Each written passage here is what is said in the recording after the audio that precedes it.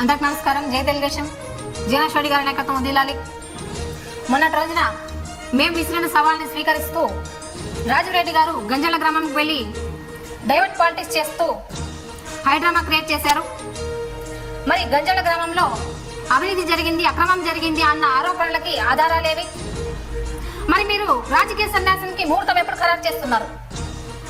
ఒక ప్రజాప్రతినిధిని, ఎమ్మెల్యే గారిని గౌరవించలేని మీరు రాజకీయానికి పనికిరారని ఎమ్మిగనూరు ప్రజలందరూ చర్చించుకుంటున్నారు. రాజురెడ్డి గారు, మీరు ఒక చదువుకున్న అజ్ఞానివా?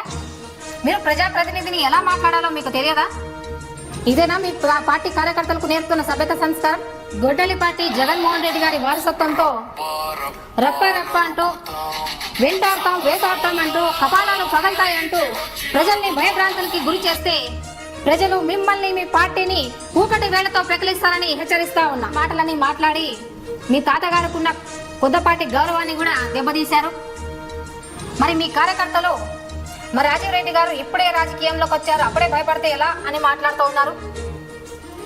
ఎవరికెవరు భయపడతా ఉన్నారో మరి మీ పార్టీకి తెలుసు, మరి మీ నాయకుడికి తెలుసు, మరి మీ కార్యకర్తలందరికీ తెలుసు. ఒక మహిళ విసిరైన సవాల్ని స్వీకరించలేని మీరు ప్రజానాయకుడు, మీదొక పార్టీ.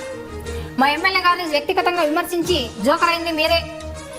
మరోసారి మాట్లాడేటప్పుడు ఇంగిత జ్ఞానంతో మాట్లాడండి అని హెచ్చరిస్తా ఉన్నా. మీకన్నా ఘోరంగా మేము మాట్లాడగలం, కానీ మాకు మా పార్టీ సభ్యత సంస్కారం నేర్పింది. గడిచిన మీ 5 ఏళ్ల పాలనపై, మరి 2 ఏళ్ల పాలనపై ప్రజాక్షేత్రంలోనే బహిరంగ చర్చకి మేము సిద్ధం.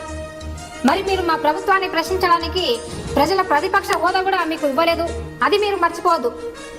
ఎమ్మెల్యే గారిపై మీరు మాట్లాడిన ప్రతి మాటకు త్వరలోనే మేము సమాధానం గట్టిగా చెప్తాం అని హెచ్చరిస్తూ జై తెలుగుదేశం. నా పేరు శ్రీ విజయలక్ష్మి, పట్టణ కోశాధికారి.